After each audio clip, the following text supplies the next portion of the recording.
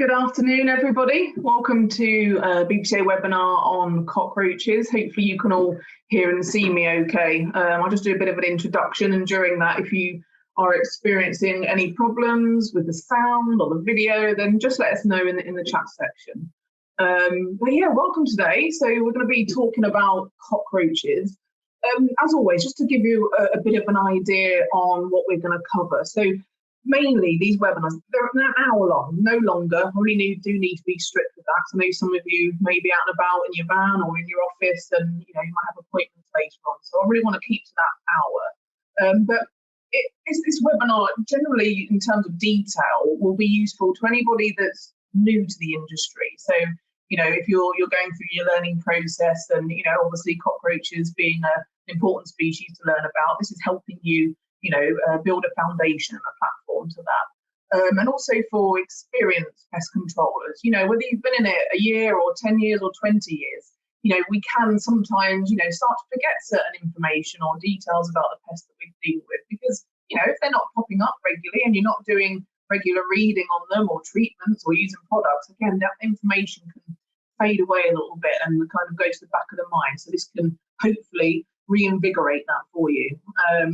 Also, there might be some end users on here. If you might have a site that you've got particular, cockroach problems, and you think, actually, I've seen a BPCA webinar on it, and I'll spend an hour just maybe learning a bit about it yourself. Then that helps you to communicate with your pest controller. So, it's for everybody. So, the detail that we go into is going to be, the key bits of information that you need to know about, cockroaches and why they're there and what you can do to control them. But it's an hour. So yeah, the detail, if there's any things that I don't go into that you want to discuss further, we can ask questions on, or you can give us a call. Just on that then, so questions. For any of you that are new, I'm sure there's lots of you there that are used to these webinars, and there's a Q&A box. Now, depending on whether you're a laptop or you are on a mobile phone, it'll be at the bottom or to the side, and it says Q&A. So technical questions about the content, about cockroaches, anything that I haven't covered that you want to know about, or a bit more detail about what I have discussed, and then put those questions in there, the Q&A box. That's the only bit I'm really going to be keeping an eye on. If you've got any technical problems, or there's any problem with the sound, which apparently is a bit squeaky at the moment, so I'm just going to move my mic around a bit while I'm talking to you. Yes, if there's any problems in the chat section, I have one of my colleagues, you can probably see on the screen there, BPCA support. Kat's keeping an eye on things for me, and anything you put in this chat section with regards to sound or quality, then Kat will try and address that for you. So yeah, I don't know, again, Kat, just let me know whether or not that sound has sorted itself out, and I can get on with the webinar. There's one CPD point today for you all, whether you're on the prompt scheme or our scheme. One point, if you pre-registered with us, once this webinar is over, we'll get the list of everybody that attended, and yeah, get that point allocated for you. I can see we've got 251 delegates today, so it's great to see you all. It's that passion to keep up to date. I'm really proud of everybody that comes on to these. It's some good quick learning for you. And just remember, I can't see you or hear you, so just remember that. Anything you want to say, questions and answers section, and also the chat section. Now, in terms of questions, I'm going to see how we go. If I get halfway through the webinar and I see lots of questions popping up relating to that subject that I've been discussing, then I'll probably stop and have a quick break just to go through the questions. I'm going to go onto the agenda slide quickly here, just so you guys can see. I'm going to start sharing my screen now. This technology working is wonderful, isn't it? Okay, so should all be able to see my screen now, and again I'm going to keep an eye on my communications. Okay, apparently the sound is a little bit squeaky, so let's try and sort that out for us, shall we? It's important that we get this stuff done, isn't it? Make sure you guys hear me okay, not put you on mute. Let's have a look. So I've switched my microphones, and again my colleague can just let me know whether or not that sound is better. So yeah, that sounds better apparently. There we go. Wonderful, isn't it? Look at us all sorted out and getting technology on the go. Right, let me share my screen again with you, and we'll get on with the presentation. Hope you're all doing well anyway. It's kind of weather's, well, it's autumn, isn't it? Can't really complain too much, I suppose. It's what we expect.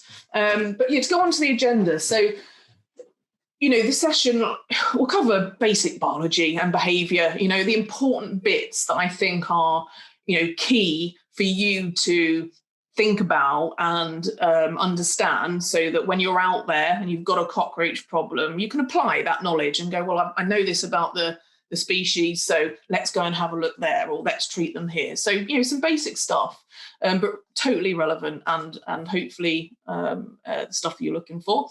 We'll also look at legislation. So there is some legislation associated with cockroaches, more to do with the end user and their responsibilities, but really important that you can explain that to them if you were to get any problems. And then a bit about importance of control, so why we do that, which is closely related to legislation and options for control. Now, I'm not, just as a heads up, I'm not going to be mentioning any trade names necessarily, or specific manufacturers, because of course, we're impartial to what products you want to use or how you want to use them, but certainly the formulations and the active ingredients and how they can be beneficial in different environments we will talk about. And again, if there's anything that I don't cover that maybe you're expecting me to, pop a question in there. I try and do these webinars in thinking about, right, what do you want? What information do you need to be able to get the job done and your customer happy? So hopefully we've covered that all for you. So species. Now, cockroaches, let me just move this screen here so we can see. There we go. Cockroaches are a pretty obnoxious and very ancient insect. They've existed on Earth for, 100 times, some people think longer than humans, many, many thousands, millions of years. And there are known to be about 3,500 species worldwide. Now, that number, has probably gone up by the time, from that figure that we've got. But there's a lot of species in the world. Most of these are tropical, some living in tropical forests, some semi-aquatic, and also some living in the ground. I remember I won't mention the name, but I was working in a place that had a tropical environment, and I actually found some ground-bearing or ground-living cockroaches. The Surinam Cockroach, can't remember the scientific name, but yeah, they were burrowing into the soil around this tropical environment, amongst other cockroaches that were there. But that was a bit of a surprise. I kind of come across it on one of my monitoring traps, and yeah, it was quite interesting to do a bit of research on it. So if you ever do find a cockroach in an environment that you're not familiar with, have a look at it. Send us some pictures. We can learn a bit about these things. They're interesting.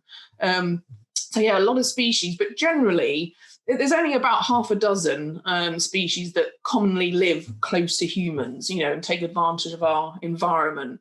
And they all have, diverse characteristics. You see from the images here, the size and colour can vary a lot. But that's great, because that allows us to be able to identify them. It's relatively easy to identify them, certainly in this country, because we don't have too many species.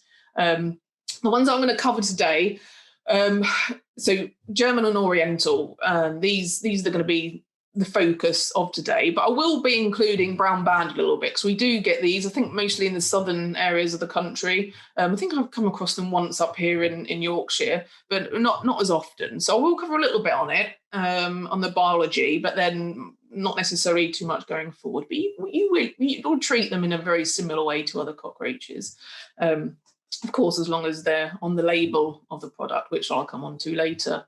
And then the American and Australian cockroach, you do find them in this country. The tropical environment I mentioned before, I actually started working there because of the Australian cockroach. It was a particularly warm environment, and actually the Australian cockroaches in this environment were flying. So maybe I'll cover it a bit later, but high humidity, you'll find these species will actually take to the wing and be able to fly. And that's because the humidity is higher, and that allows them to get that that ability to fly, that wing ability. So Australians, they do prefer very hot and humid, usually 30 degrees centigrade above. And yeah, it's great for the first instars. So that first instar Australian cockroaches is really relying on that high temperature. So if you've got that, brilliant. And Americans, they're pretty big. I haven't actually come across them as often myself, but yeah, I'm sure certainly a lot of you have. So German and Oriental cockroaches, Patella germanica and Blatta orientalis, they're going to be the ones that we're covering today. Okay, no tests on scientific names either, for you or I, okay, great. So just a little bit about the life cycle of a cockroach. Now, this is general and very generic. They do differ slightly. And on the next slide, I'm actually going to go into a bit more detail of timings on how these are important to you. But generally, it's an incomplete metamorphosis or life cycle. And as for the experienced pest controllers there, we've got the complete metamorphosis and the incomplete metamorphosis. So incomplete, it's a less advanced stage of growth. So rather than the flies that we know, it's the egg, and we get the larvae, and then we get the pupae, and then that goes round to flies. And that complete metamorphosis gives that insect a real good chance to develop in complicated ways and gives it time. Whereas, as I said, this less advanced incomplete metamorphosis still does the job, of course, but yeah, it's only those 3 stages. So the cockroach will lay the egg, that will hatch into nymphs, which is basically smaller versions, as we know, of the adult. They go through varying stages, generally 5 to 6 stages of molting. I'll talk a bit about nymphs later on.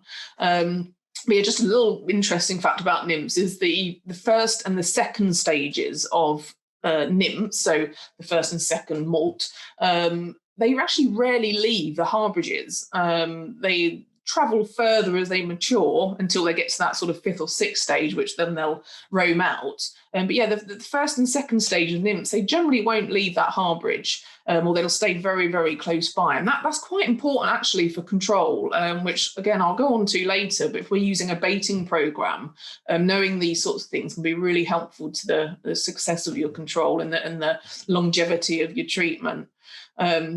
And as I said, they do feed on similar substances as the adults. They're the omnivorous. I'll go into that next slide. But yeah, skin molt. So they'll shed that skin, they'll grow to another size until they get to that adult age, and then off they go, and they can start reproducing themselves.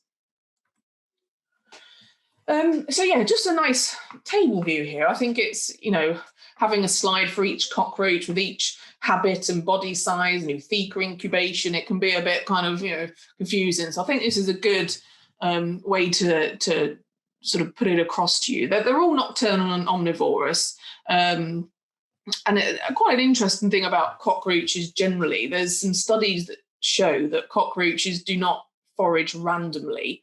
They are highly efficient in their travels between food, water, and their harborage. They build up a navigation system, if you like. The cockroaches, they live in aggregates. They live together in a kind of group, but they forage individually. It's probably something, especially if you've got a large infestation of German cockroaches, for example, in a kitchen, just as a generic example. If it's really bad, you can see them kind of just all over, really, aren't they? And this is their individual foraging that they've established for themselves. They don't all kind of follow one line. Like ants, you will see them following in one line because they're sharing that information, they're sharing that food source. But cockroaches will do it individually, and that knowledge is usually, it's learnt themselves. This is referred to as path integration. Now, there is a quite an interesting article in one of our magazines. It's PPC 94, I think it was. It was back in March 2009, but you can look at our back issues. And there was an article in Understanding Cockroach Foraging Behaviour.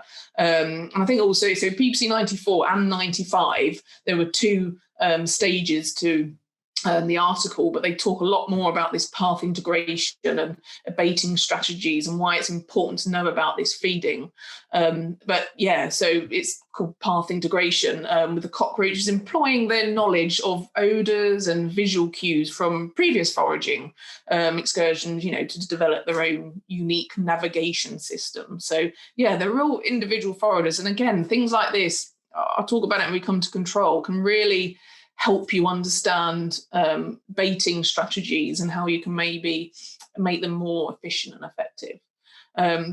But just to, again, this is a table. I'm sure you've all had a chance to have a look at it. But I think an important element here is this, with German cockroaches. Not just with that. Obviously, the Eutheca incubation here is, 3 weeks. I'll go on to a bit about the Eutheca specifically for these species in a moment. We'll focus in a little bit more, but because you think the German cockroach will create an Eutheca. That will grow on the back of their abdomen. They'll carry that until they're ready to hatch, which is only 3 weeks. And also, as you can see in this table, the average eggs that you may get in an Eutheca, 30 is quite high compared to the Oriental, which is 16. So in 3 weeks, you're going to have 30 new nymphs. And then once you kind of get those 30 nymphs up to the stage of adulthood, which is normally, average is 3 months. Again, these are all average numbers. It really depends on the environmental conditions like food source and temperatures, but they just go with average of 3 months. So after 3 months, you then got 30 adults that are going to create 30, obviously male, females, but let's say half and half. You've got 15 females that are going to create a nice new Eutheca, and within 3 weeks, those 15 Euthecas are going to multiply by 30. I'm not going to do the maths. I probably could, but I'm not going to embarrass myself. But a lot. So very quickly, very rapidly, they can grow in numbers. And take another, the brown banded here is not too far away either in terms of timescale. The Eutheca takes a little bit longer to hatch out into nymphs. But, generally, most other things with the brown banded are pretty similar to the German cockroach.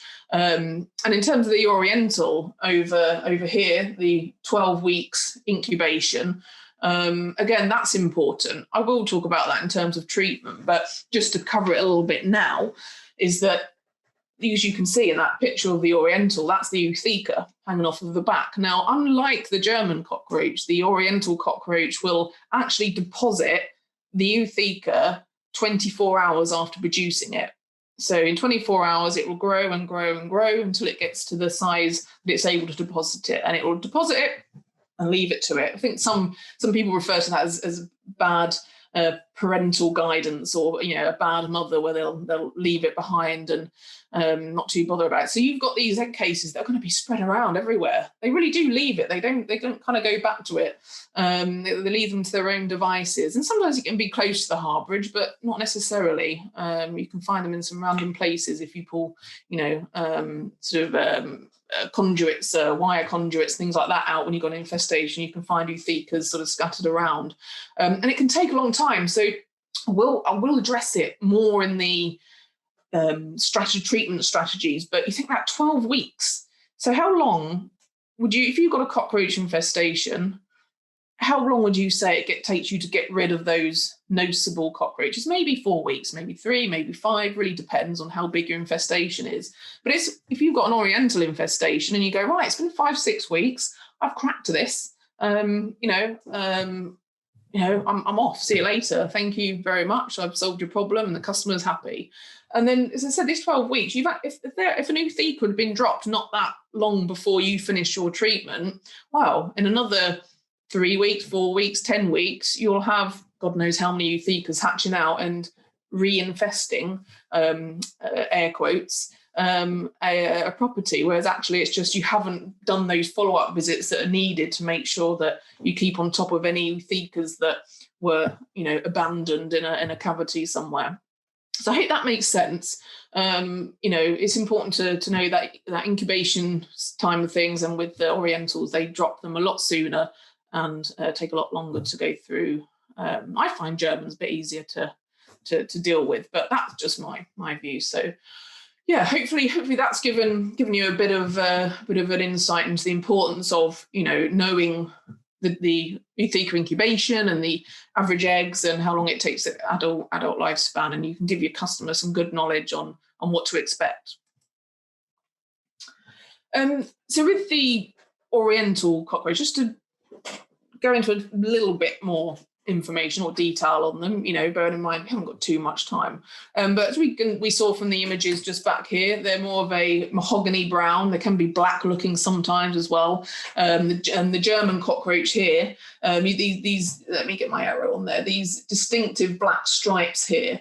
Sometimes they're quite faded, actually. There's some images in this presentation where they're quite faded, but usually they're pretty prominent, and the size is a lot different as well. You may be looking at, could be up to an inch with an Oriental cockroach, whereas a German's normally about a third, maybe 2/3 of the size of an Oriental. So yeah, they're really quite easy to distinguish them. And as you can see, the German cockroach here is a lot lighter in colour, a lot browner.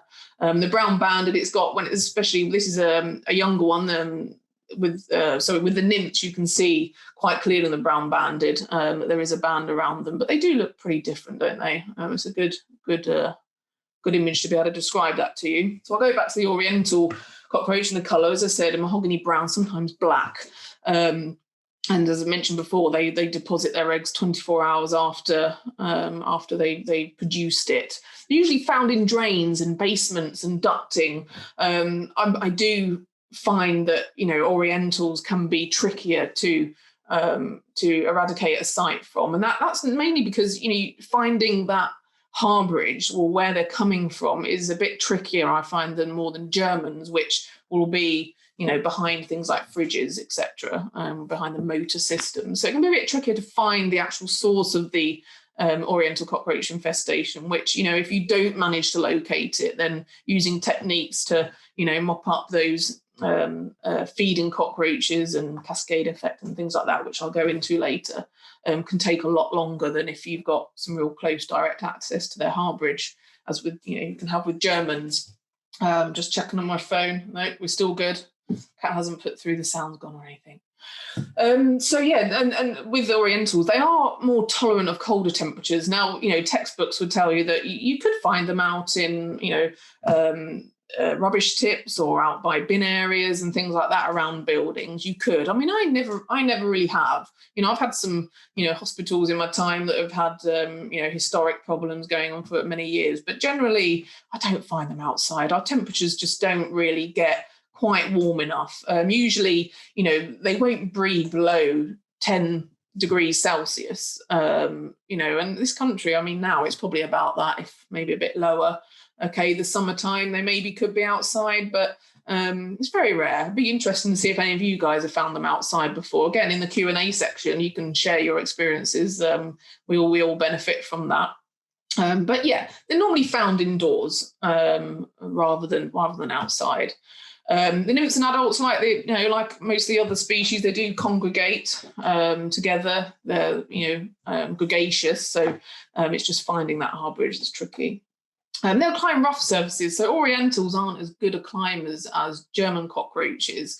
They need a rough surface to be able to climb, and that's because their feet aren't as advanced as the German cockroaches and can't cling on to a smoother surface. They're larger. Of course, the heavier one may be, the trickier it might be to drag yourself up a vertical surface. They do need that rough surface. You'll usually find them lower down rather than higher up. But like most of them, they don't like any extreme heat or low humidity. Low humidity is generally not a great thing. We wouldn't necessarily use that as a control technique to lower humidity or anything like that. This is just a bit of detail about the cockroaches, Oriental cockroaches' preferences.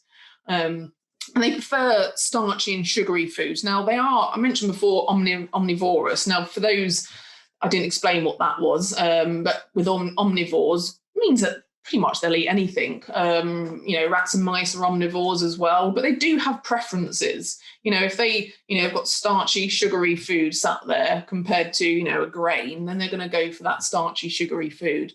So of course, things like kitchens, it's a perfect environment for them, really, isn't it? And even, bin areas, like I said before, you don't find them outside that often, but if you were to, that's why they would be there. So better find that food source. But yeah, omnivores means that they will pretty much feed on anything, but they do have preferences. So protein-rich foods as well they like, a bit of tuna, a bit of chicken, and they drop the Euthecus soon after case emergence, like I mentioned before. So yeah, quite hardy. And probably the image, the Oriental cockroach, the image of them is what comes into most people's mind when you think of cockroaches. Maybe not us as professionals, because I think German cockroach is probably the one that comes to mind, but certainly general Joe public, that's the image they see. So German cockroaches. Now, in terms of the activity, most cockroaches, to be honest, it tends to peak 2 to 4 hours before sunset. Now, in man-made environments, of course, the only environment really we're ever going to get involved with cockroach work, it's going to be in restaurants and bars, maybe some zoos or something like that. But in man-made environments, it will be different. So, if you've got a restaurant that's open till 10, 11, 12 o'clock at night, those cockroaches aren't going to go, the sun's gone down, we'll wander out now. They don't. They, of course, want to stay out of view of us as much as possible. And their activity and the foraging for food is done when it's the quietest. So it could be, after midnight until some populations come out. And if you've got a 24-hour site, if something that's going 24 hours, maybe a hospital environment or even a zoo environment, it could be very random they're feeding it, in terms of nocturnal or diurnal, which is day feed, and it could be a mixture. Their patterns can change a lot when us humans get involved, as with most things and most pests. It's one of those things. So yeah, and as I said, the yellowish brown, dark brown stripes on the head, can't see them very well here. That's where I mentioned before. So one of my colleagues put this image on now. I'm not even 100% sure, happy that's a German cockroach, but we'll go with it is. It's very similar. But German cockroaches, I mentioned before with Orientals that they're okay with a cooler temperature. They're comfortable with it. I say comfortable. They're okay with it. Whereas German cockroaches, they are very reliant on warm and humid conditions. They're actually, one of their sort of less common names is steam fly. So again, that suggests that, they like warm, humid conditions. And obviously in heated, buildings only, they would not survive very well outside in our climate. And this is why you will commonly find them behind kitchen appliances. And I wish I had some more images of that. Unfortunately, because we're not out there as much these days, I haven't got any great images of where you would. But you can just picture it, your fridge freezer at the bottom. If you were to pull it out and look behind the back, you've got motors in there. And obviously that motor is keeping the appliance going and it's creating heat. And the cockroaches love that and they'll accumulate in that area. German cockroaches is very common. That is, I can guarantee any pest control that's been doing it for a year or more, if you said, where would you look for German cockroaches? They'll say, behind the fridge, the freezer, you pull all the appliances out. I even pull the microwave out and have a look under there and under the sink where, normally cupboards are all closed, there's things in there and you have hot water going in the sink. It can create quite a humid environment because cockroaches do need to drink as well. So they need a water source. So sometimes you could find them around sink areas or in bars, underneath where the bar is, they've got the lip under here, look under there and see their little antennae sticking out like this. It's always good fun looking for them. So that's where you're going to find the most. Anywhere that it's, nice and warm, in motors of machinery and things like that, you're going to find them. I mean, in, very, very large infestations, they'll obviously, if they get to numbers, they might have to move out and start, living in, skirting boards or up high. But you'll find German cockroaches up higher than you would Oriental cockroaches because, as I mentioned before, their pads are a lot better for climbing. They've got more sort of spiny spikes on there. It's not really the right term, but more spiny, so they can actually get a better take on the surface. So it doesn't necessarily need to be rough. They're a lot better at climbing.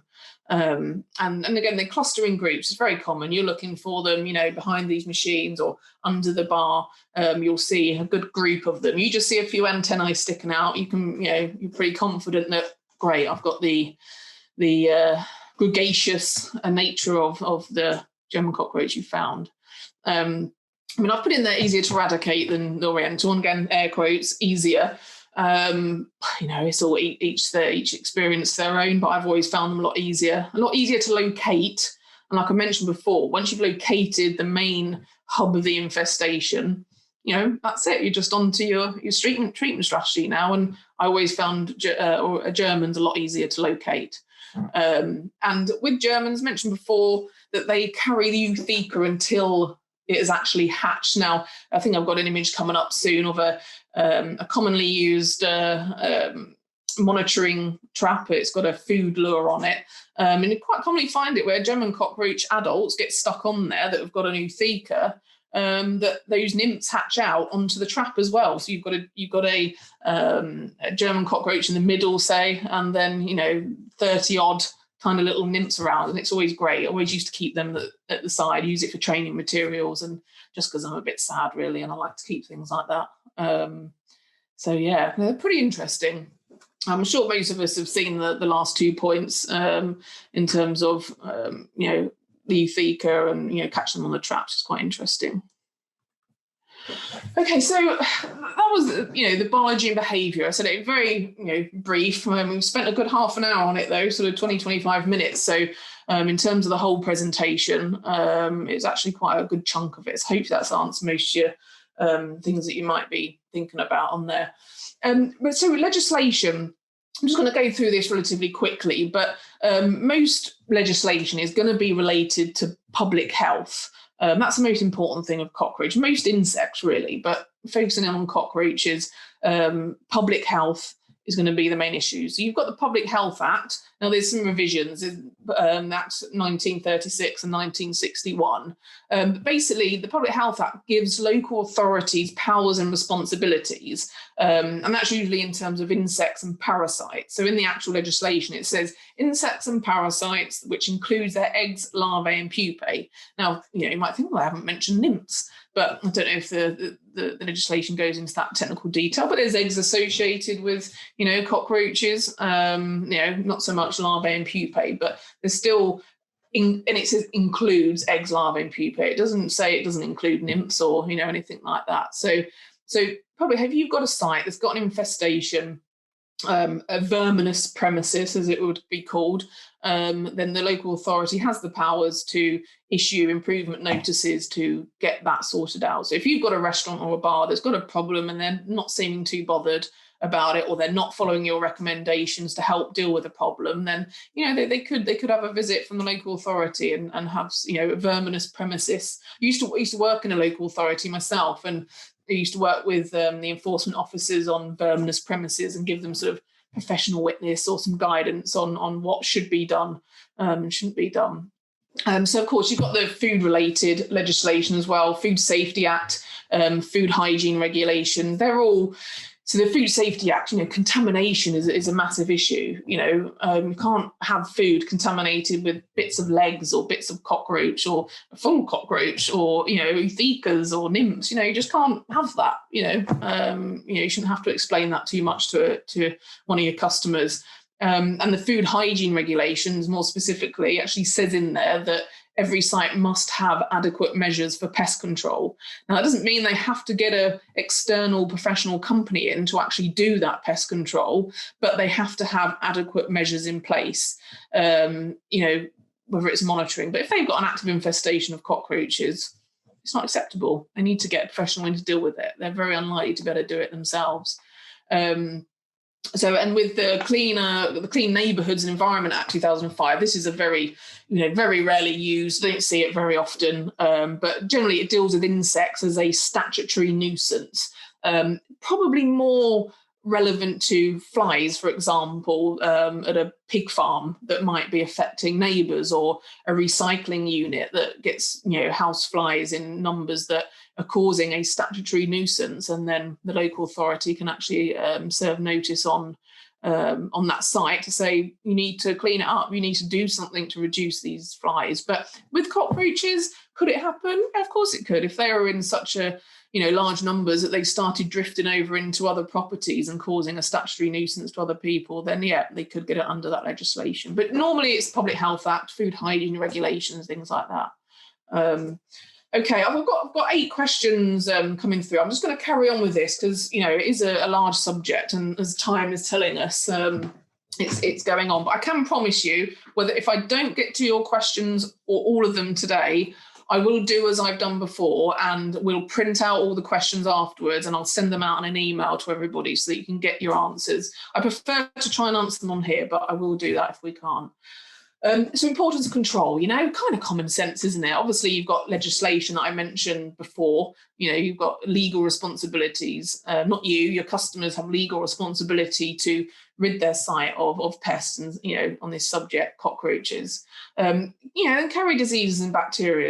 This isn't a conclusive list or a completely including all problems that cockroaches can cause. But, salmonella, E. coli, gastroenteritis, anything on their feet could end up on your surface. And, we mentioned with the Orientals, they may live in drains. They may have come from the drains. I mean, anyone can imagine what sorts of contamination could be there. So, and that's through their physical movement around the environment and actually, placing their feet and their body on the surfaces that we may be eating from, or as it mentions there, non-food environments, so hospitals.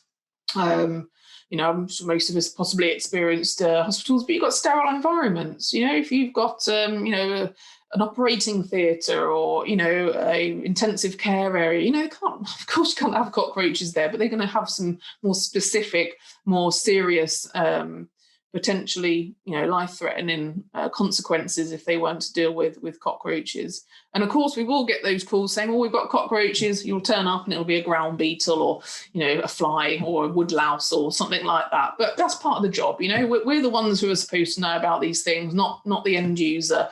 We're there to tell them, "Oh, don't worry, actually, that's not a cockroach." But where it is, of course, we need to be very, on that quickly. And of course, because they feed from unsanitary materials sometimes. They will feed from drains if they're in the drains, or they have access to feces of any kind. They will do if they really need to. And of course, the dead carcasses, they'll form a sense of food contamination. You don't want to be nibbling on one of those in your packet of crisps, when you open in the afternoon.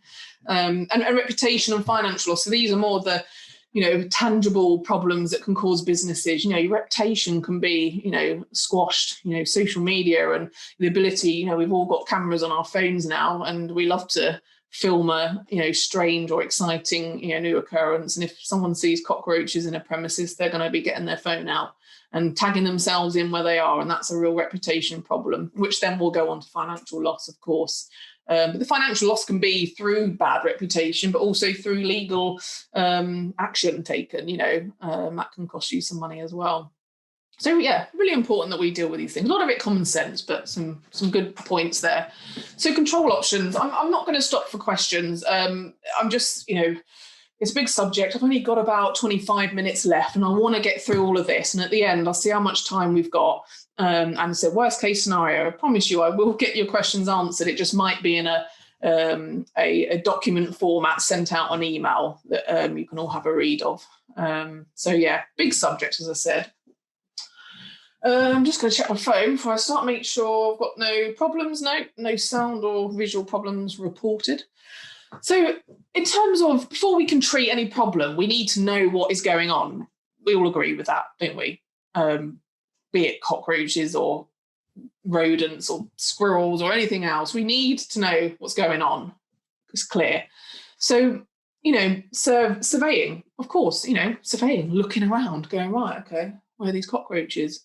Can you, pull those appliances out? Always think of health and safety, of course. This is not a health and safety talk, but you've got to think about those appliances and pulling them away from the wall. Are your technicians equipped to do that? Is it something you can ask your customers to do before you go? But that's manual handling, and some of these fridge freezers can be pretty big things, and maybe tucked away as well. So talk to your customer about the history of the site. Is this the first problem they've had? What sightings have they seen? Is there any information they can give you that would direct you in the right way? And this is Germans, Orientals, any of them. You've got to find out, where the customer is seeing them so that you can maybe really focus in on your survey. I mentioned before with the you'll probably experience pest controllers and know the brand of this trap, so apologies, but it's commonly used. This is a food lure in the middle here. So if you're not quite sure part of surveying is laying monitors, and you might even see whether it's Orientals or Germans sort of scattered around, but you're not quite sure where they're coming from. So, these monitors and many other available with this food law, you place them around in various locations, not just one. If you've got a standard restaurant kitchen, for example, you'd maybe put 2 along each wall, and maybe put one in the cleaning cupboard and one in the boiler room, and maybe even some that are discreetly put away out in eating areas, that obviously they can't, but distribute them as much as you can, because when you go back to inspect those traps, you can get a picture of what's happening. If you've got 2 traps over here that are absolutely crammed, like this one on the picture of cockroaches, but the rest maybe have 1 or none, then that the main bulk of the problem is coming from that area, so you can focus in your inspection. And flushing. So flushing agents, I'm not going to mention brand names, but we don't really use this very much. I had a question come through the other day from possibly someone that's on the webinar today about flushing, and that in this country, we don't tend to really use it very much. I know when I first started out, I was showing the technique. I never really found it that useful, to be honest. Now, maybe whether I was doing it wrong or not, I can generally find them without having to do it. However, if it is an option for you to be able to, it's usually an aerosol of some description, usually ready to use. Speak to your suppliers; they'll be able to tell you about flushing agents. There is a particularly branded one. They're usually ready for use, non-persistent insecticidal aerosols. So obviously we don't want. You've got to think about cost. Don't want to be, don't really want to be spraying aerosols when you don't need it, just for trying to figure out what's going on. But there are these, non-persistent insecticide aerosols that you can get, and usually professional pest control technicians and surveyors use it to enable them to identify insect infestations in difficult to access areas. They're usually suitable for use in food handling and preparation areas, industrial kitchens, food storage, things like that. So, they can be good to use them if you're, not quite sure of where they're coming from.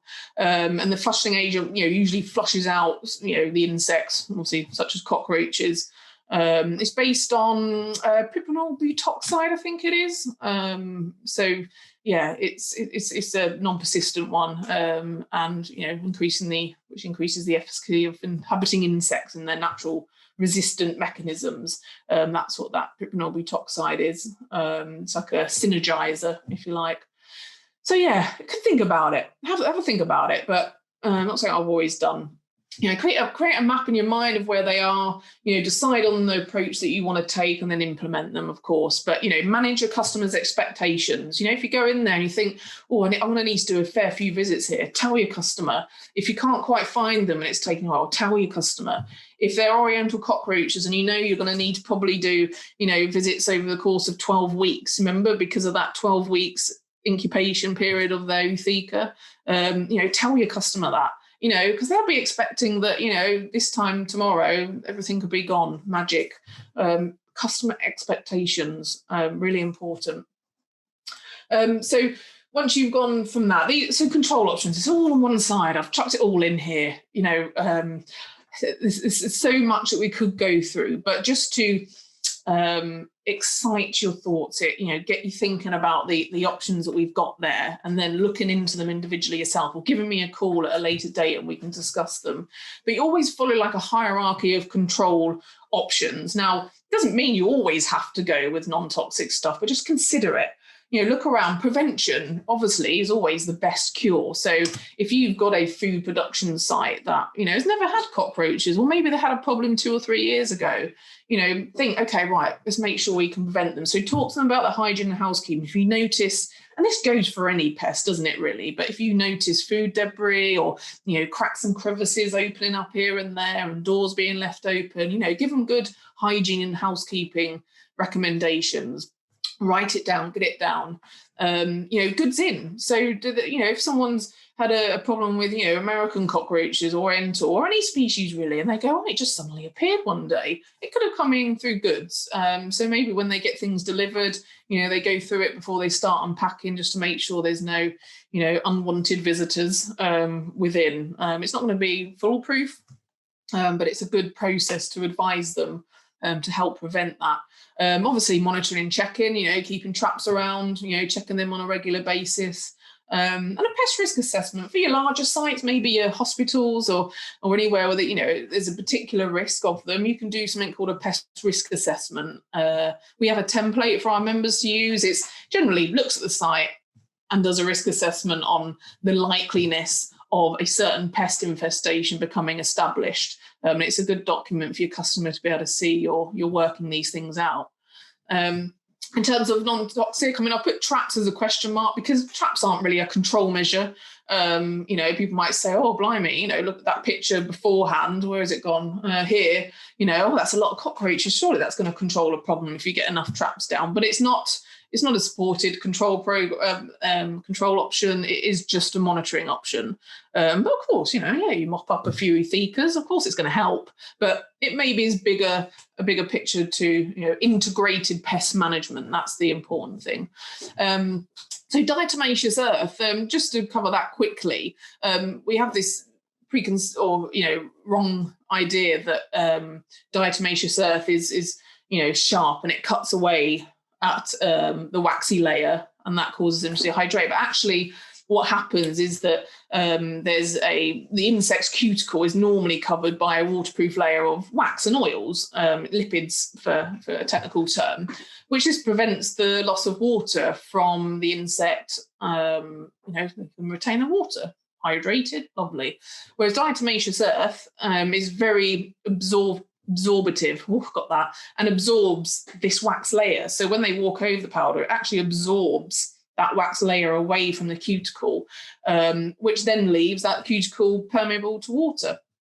So as a result, water is able to then evaporate from within the insect through a now permeable cuticle.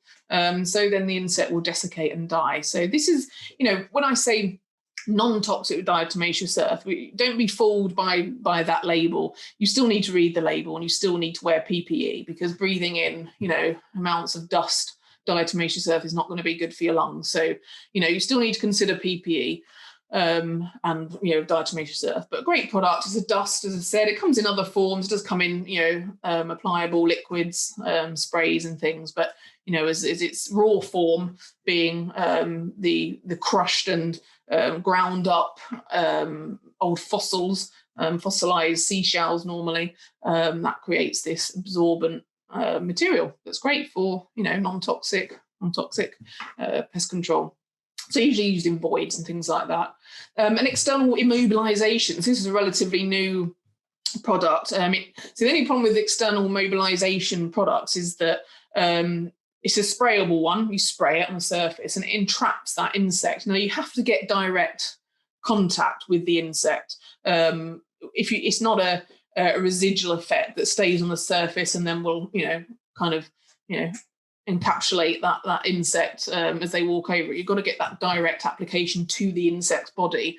That will stop them from being able to move around, as the name suggests, and they will die.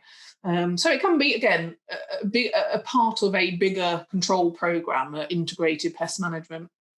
Insect growth regulators are normally part of a sprayable liquid. So again, really great to have those in there to disturb that cycle, but you need to get one that, again, is authorised for use of cockroaches.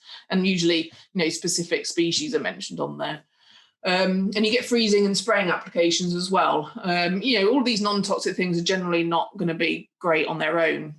So in toxic baits, I'm actually going to focus a bit more on gel baits here. We've got liquids, we've got dusts and aerosols, but I think gel baits are certainly one of the more readily used. Now, for various reasons, obviously effectiveness, they're very effective at controlling a population of cockroaches, but also it's pretty safe for us. If you think about it, before gel baits were created, we were putting masks on and, overalls and, get out the area for 4 hours and, we're going to be spraying cracks and crevices and whatever.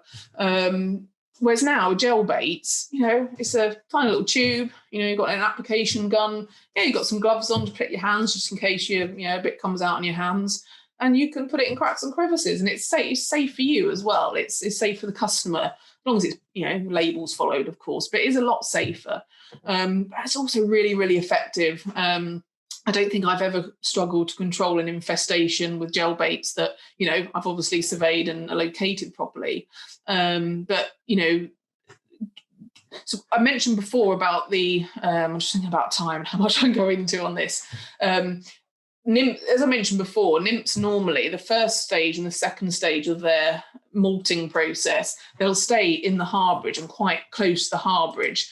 Now, they call this, and also you get usually 60% of a population within the harbourage as nymphs, and 40% adults. That's quite a high percentage. It's called the nymphs to adult ratio. And it's quite a high ratio. So you think about it, that first and second instar of a cockroach stays within the harbourage, and then they might, as they start growing, they'll move outside the harbourage and they'll start, seeking for food further afield. But if you're baiting far too far away, using these toxic baits far too far away from where the actual harbourage is, you're going to have less effectiveness in terms of controlling the population. It's really important to get your gel baits as close to the harbourage as possible. Now, I really implore you to go and have a look at that article that I mentioned before in PPC 93 and 4, I think it was, March 2019. There's 2 articles, one in PPC 93 or 4 and one in the following one. And it's all about the feeding behaviour of cockroaches and how that can make you implement a really effective baiting strategy, because if you're not putting that bait in the right, that gel bait in the right locations, you might not get feeding from it. Really, really important. I just don't have enough time to go into the detail of that, which is killing me right now. So I really want to. But yeah, really go and have a look at that article. Give me an email if I haven't described where you can get it from, and I'll look it up and pop it over to you. Do you know what? I might even put it up in the questions when I send them out, because I'm definitely not going to get to all your questions today. But yeah, so, other options, dust, liquids, integrated pest management. On very many occasions, I've only used gel baits if I felt I've, got a good location of where they are, where they're moving. If that's all I need to use, that's all I will use. But consider the other things. If it's, a bit more complicated than that, or you've got Orientals that are in duct systems, or, electrical conduits and things like that, you might start looking at dusts. Up to you to have a really good think about what you want to use. But think about everything, all your options, speak to your suppliers. And then follow-up. So species importance, like I mentioned before, the Oriental cockroaches will need a longer treatment program than a German cockroach as a generic overview of them. With the 12 weeks that it takes for that ootheca to incubate and then hatch out into the nymphs, usually about 16. If you're, saying goodbye after 5 weeks because you think you've got rid of the problem, then you could have a surprise in another 5, 6, 7 weeks that you're getting callbacks. So have a think about your follow-ups and when you're going to do them. One treatment's not going to sort the problem out, certainly not. And check recommendations that they're being carried out and that, they're following the things, that you need them to do to help out. Only follow-ups, look and check and reapply if you need to, re-recommend, write your reports, repeat it all until, you got on top of the problem, and then carry on monitoring, I would always say. If it's a one-off customer, then, they might want to have, an ongoing program just to monitor it, but it's up to you to have a chat to them about that. So yeah, just to remember, know your species. Like I said, they're quite easy to identify when you've got one in your hand. Send us some pictures if you're not sure. Use the hierarchy of controls. If you need to use toxic, we usually do use toxic. Of course we do, but just consider everything. Mix it up. Do an integrated approach. And manage your customers' expectations, because cockroaches can cause them some, psychological problems, legal problems, customer problems. So, they want to know when you're going to get rid of this, how long it's going to take, what do you need to do? So talk to them, tell them what you're doing. There we go, blimey. Okay, so I have got the grand total of 7 minutes. I might run over a bit. I don't think you guys mind, do you, too much? So let me stop sharing my screen. And let me escape out of there. Let's go for some questions. We've got 16 so far. I'm just going to check my phone, make sure Yeah, no problem still apparently. Okay, so where can we find more literature or videos on the control biology of American and Australian cockroaches? Well, the internet's an amazing, tool, of course. There is, if you, do I say, yeah. So Google Scholar, obviously got a search engine, but there's something called Google Scholar. Now, if you search for that, it'll come up with a brand new type of search engine, and it just searches for academic papers and research on different, whatever you want to, whether it's, any subject, but obviously most of the time I use it for pest related. And yeah, you can do some searching on there. You can read all sorts on, different species of different insects. You can buy, books on Australian American, because they're not as common in this country. There's not a lot of training out there. We don't do any training on them. I don't think any of the suppliers out there do. Have a chat to them. They might better do something bespoke for you. Unfortunately, it's not as common a species in this country. But speak to your suppliers. I'm sure they'll be happy to help.